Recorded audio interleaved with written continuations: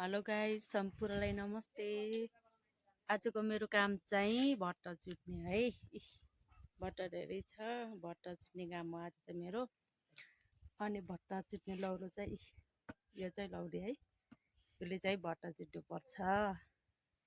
ल मैले भट्ट कसरी चुच्छु हेर्नुहोस् है त साथीहरू।